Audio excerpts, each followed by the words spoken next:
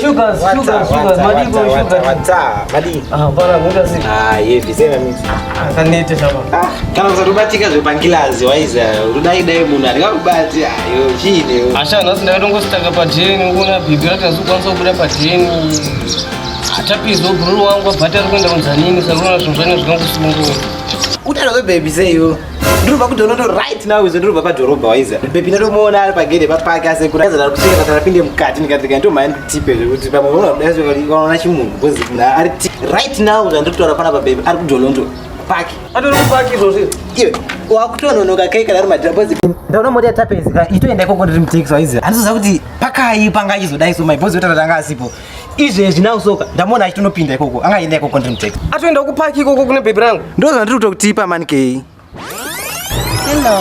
My sweet chocolate. How do you say sweetheart? Tanditya timbobuda kanhasi aufa. Yeah?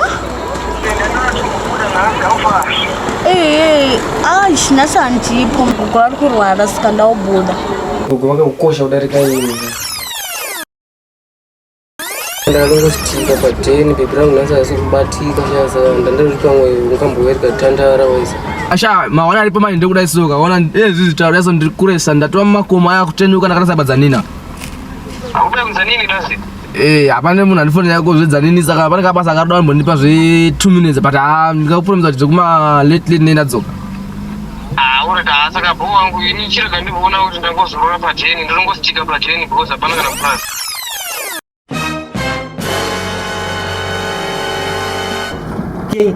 Kei.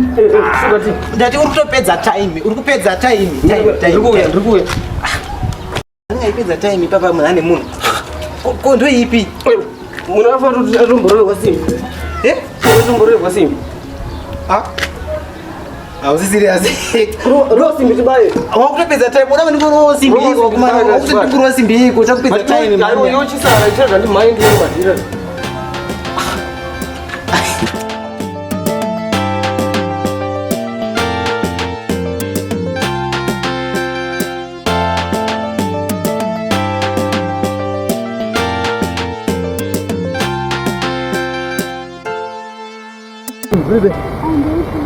Babo. Ndazombodileya pose handibhizi ma. Uzakasikira mabhebhe edu manje angauramba tiite zvokuti tifambe vazomuvhara imwe. But ndakakuudza wani kufana kuuya tisangana ukaki iwewo Anyway. Tinotangira papi. this document case. No problem. Because I can't remember phone up to them phone around there. I like to my ass with Please. no problem. See? I'm gonna stay.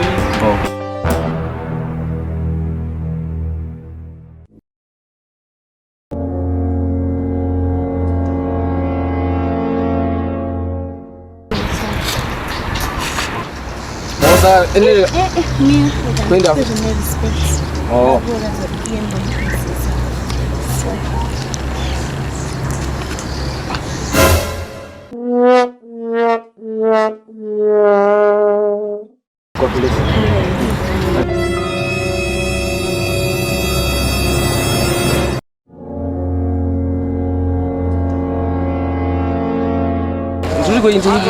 Chiko chiri kuitika iwe. Hapana zvikuitika Kei, hapana zvikuitika. Yo, uri face wangu sha but uri kuzopuwa present yasanda mbupiwa sha.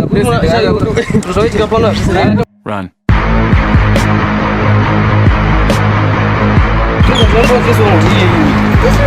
Maona chichi chiri mukati rokutsangana kupopotsa. Ona kana chinhu wani zvakambondiitira basi. Chinhu wani chiri.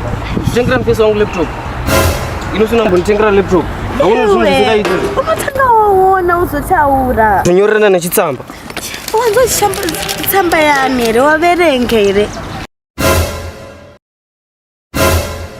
Dear Handbag Case, Handbag, thanks for everything you've done in my life. So I've bought a gift so that I can show you how much I love you. You are my everything, smile keeper. Love you, sweetheart. My king, that gift I bought it with all my heart. Love you, my king.